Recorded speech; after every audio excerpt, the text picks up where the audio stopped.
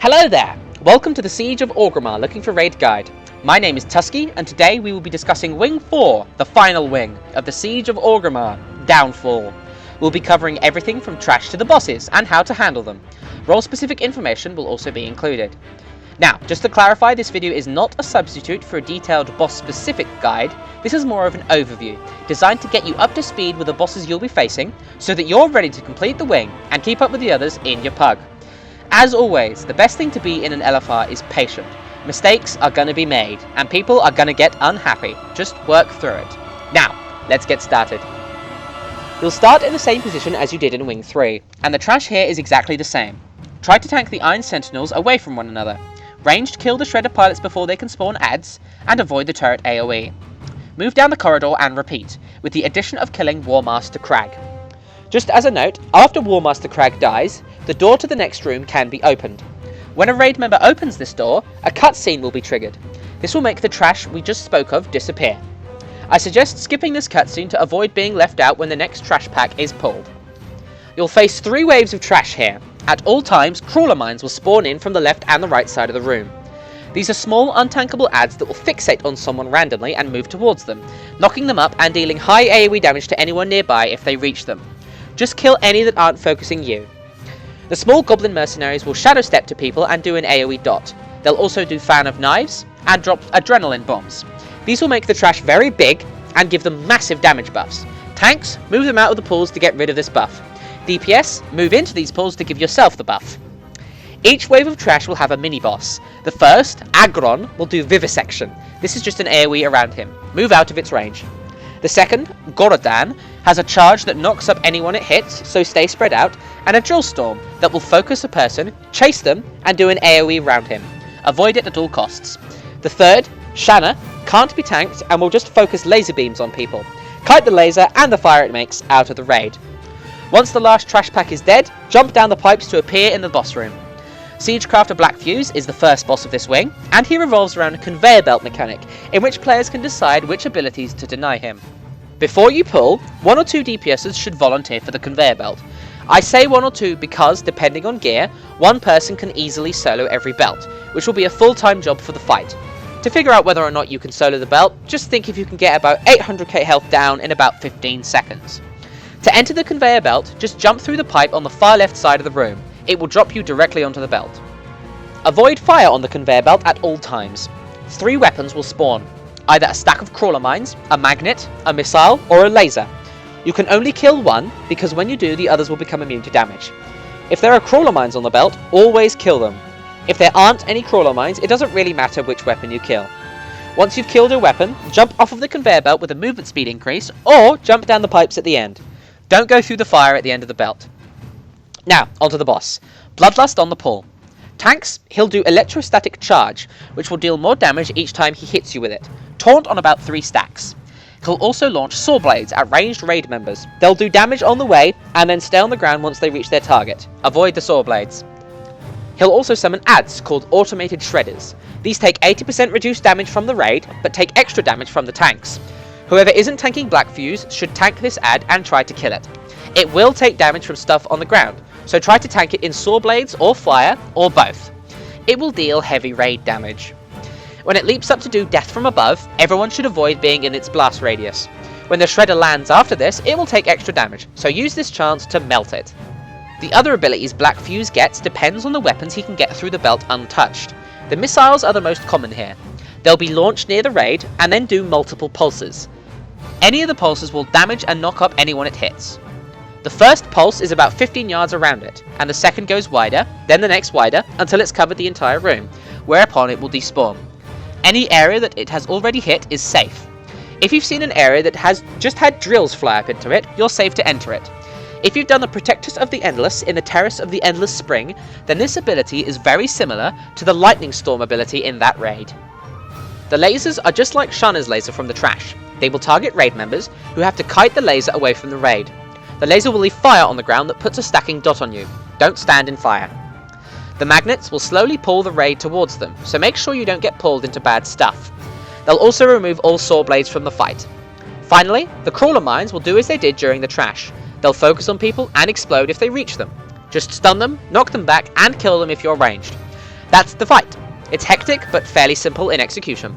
Don't stand in bad stuff, taunt on 3 stacks, tanks kill the adds, 1 well-geared or 2 average-geared DPSs go onto the belt, kill the crawler mines every time, but otherwise kill whatever you want on the belt. Jump off of the belt or into the pipe to escape, then repeat. Once Blackfuse is dead, jump back into the pipes and return the way you came. The main door at the end of the Iron Sentinel chamber can now be opened. Just be aware the turrets may still be there, so just kill them. Head down the tunnel and into a room filled with Mantid. Tanks, pull 1 pack at a time if you can. The Amber Masters will create killable resonating ambers that do a small AoE around them. Stay out of them. The Honor Guards will charge people and do a vicious assault for a cleave damage. Don't stand in it. The skirmishers will jump around a lot. After the 3 packs comes Kovok. He'll poison the raid for damage and do a cleave. Tank him facing away from the raid. He'll also do a knockback. Once Kovok dies, a piece of amber will appear in the middle of the room. Don't click on it until the raid is ready to fight the next boss.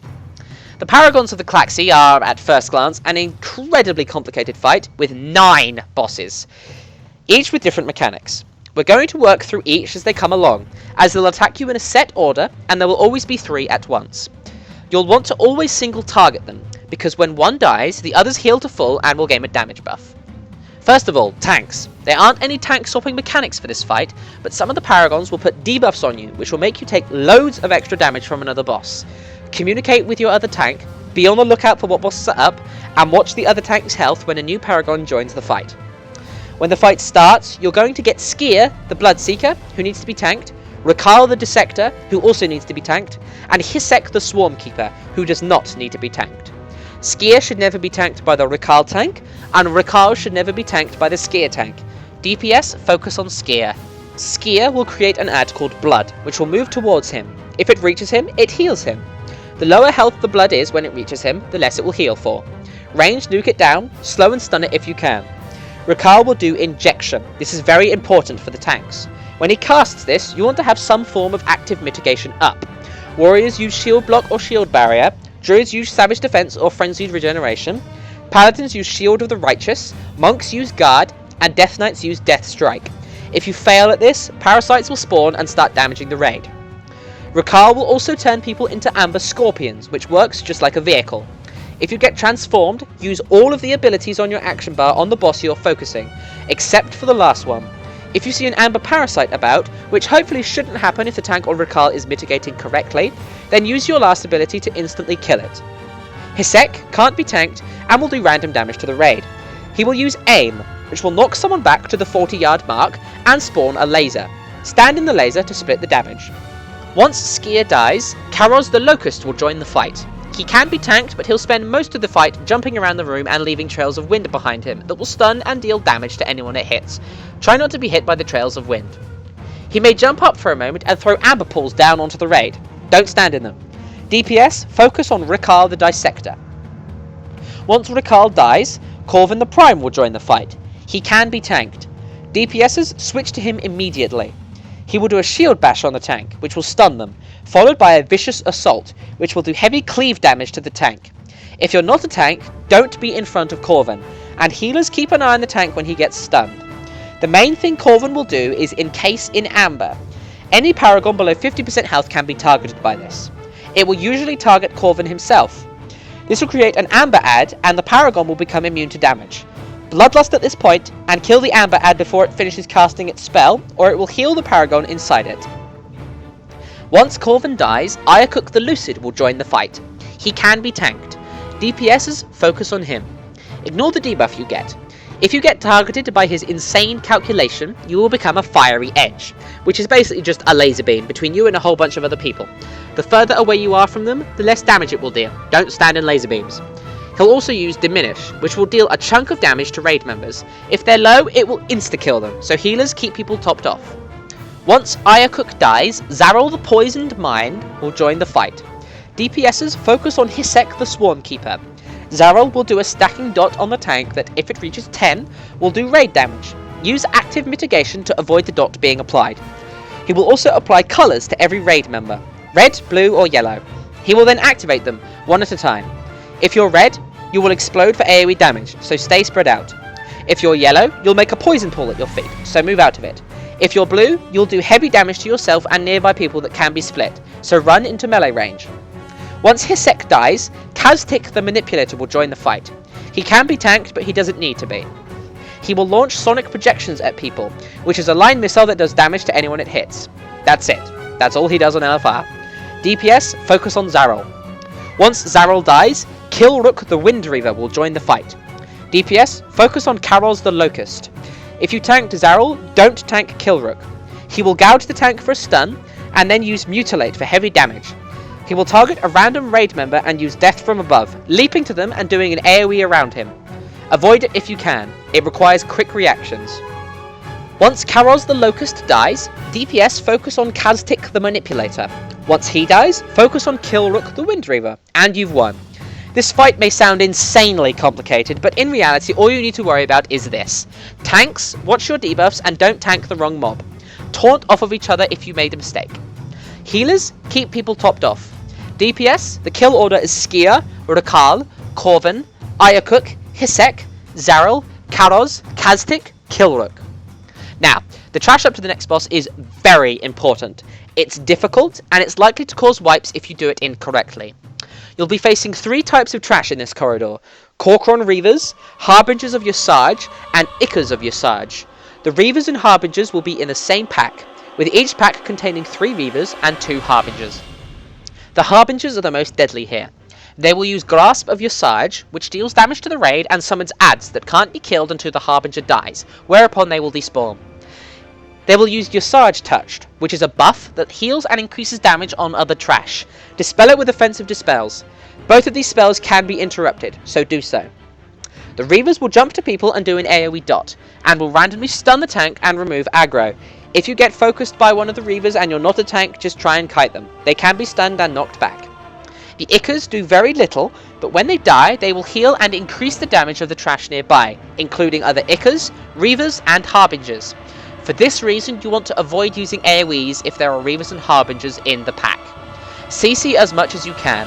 Hex, Sheep, Sap, Freezing Trap, things like that. Kill the Harbingers first, then the Reavers, then the Ickers. The Ickers constantly spawn from a purple pool. Stand in it to dot yourself and decrease the pool size and eventually despawn it. Don't stand in it for too long or the dot will become unhealable. The first pack is easy to coordinate CC on, and the next pack of Ickers can be AoE down. However, be wary. There is a patrol of Reavers and Harbingers that can aggro here, so CC the leader of the patrol to stop them moving until you're ready to fight them. Continue like this down the corridor. Take your time and never, ever pull more than one pack or you're gonna wipe. If you do wipe, just get things together and try again. Once you get through the door, you'll be at Garrosh's room, the big bad, and the last boss of the Siege of Orgrimmar. There will be a bit of roleplay between him and Thrall, and then it's time to pull. Garrosh is a multi-phase fight that's very hectic, easy to wipe on, and will punish mistakes. He'll heal twice during the fight, so don't be fooled by his health pool. In phase 1, you want 1 tank on him, and 1 tank on the adds he spawns. He will use Warsong to increase the damage and health of the adds. He will use Desecrated Weapon to throw a large Void Zone onto a ranged raid member. The Void Zone is powered by a Desecrated Weapon add that you can and should kill from range to shrink and despawn the Void Zone. The adds, Korkron Warbringers, do nothing but melee hit their target and need to be tanked. The only other kind of add in phase 1 is a Farseer. These are very important and should be nuked as fast as possible. They do a Chain Lightning and a Chain Heal. Interrupt both. Garrosh will summon Siege Engineers on the left and the right sides of the room. They'll do a 15-second cast on the large balls in the wall. When it finishes, the ball rolls across the room, dealing heavy damage to that half of the room. It will also do heavy damage to the raid at the end of its path, where it will explode. You want to decide at the start of the fight how you want to handle this phase. You can either have the melee set up in the middle of the room, and the ranged moving between 2 markers to avoid the Desecrated Weapon's AoE, or you can stack the entire raid in the middle of the room to out-heal the Desecrated Weapon's AoE.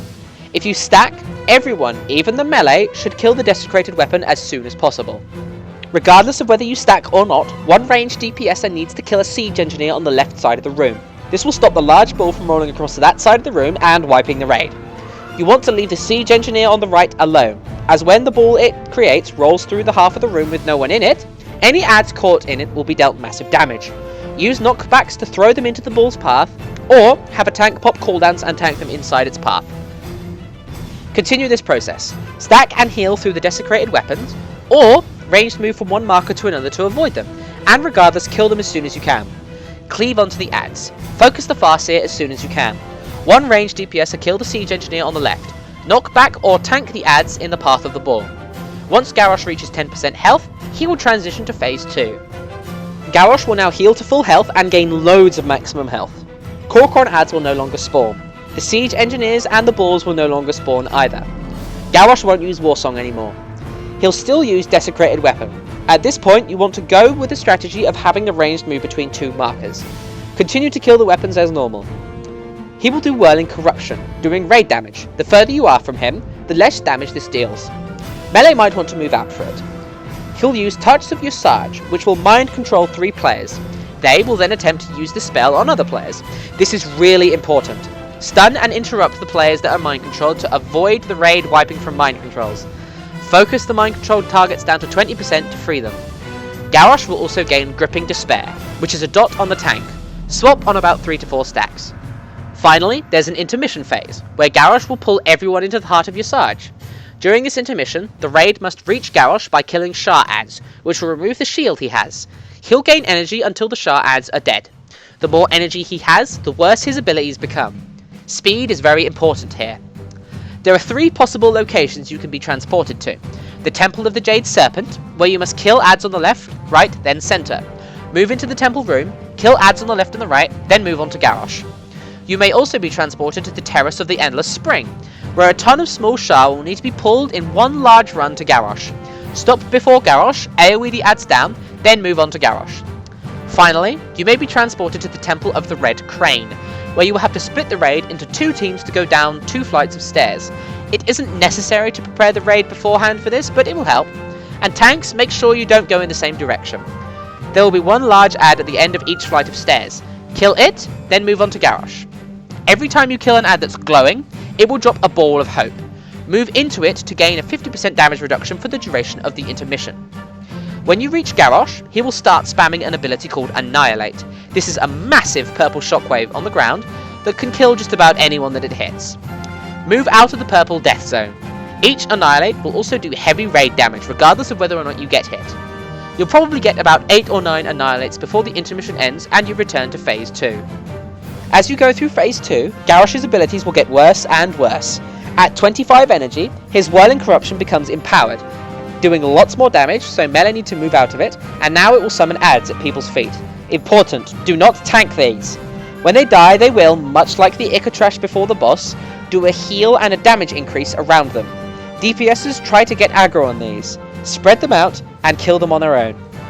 At 50 energy, Garrosh's Touch of Usage mind control will become empowered, making the targets turn into big Shah that can't be stunned, knocked back, or CC'd.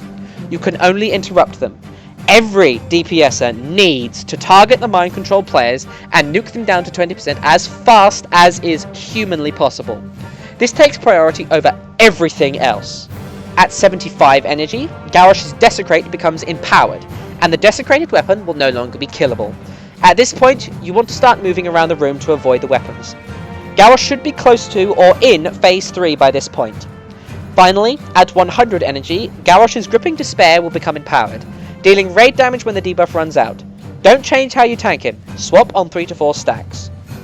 When you get Garrosh to 10% health again, he'll heal up to 25% health and gain 100 energy. There will be no more intermissions. Bloodlust at this point and continue the fight. The best way to look at this fight is a priority system. In phase 1, your priority is to kill him and cleave his adds down. One DPS's priority is to kill the Siege Engineer on the left. Everyone's priority is to nuke down and interrupt the Farseers. In phase 2, the tank's priority is to swap on 3 to 4 stacks, and the DPS's priority is always this: mind-controlled people, adds from the empowered Whirling Corruption, desecrated weapons if they are not empowered, then Garrosh. Even when Garrosh is low, the biggest mistakes you can make is to tunnel him and focus him. This fight sounds insane, and that's because it is. It's hectic, intense, and tough, and there's a high chance that you'll wipe on it. If you do, don't give up. Keep going, learn the fight as much as you can, and eventually you'll kill the bugger. Thanks for watching this guide. I hope you found it informative. If you have any suggestions, feedback, or thoughts, feel free to like or dislike and leave a comment. Also, make sure you subscribe to catch these guides as soon as they come out. I plan on creating lots of content for when Warlords is released, so any feedback is highly appreciated. Best of luck with your loot,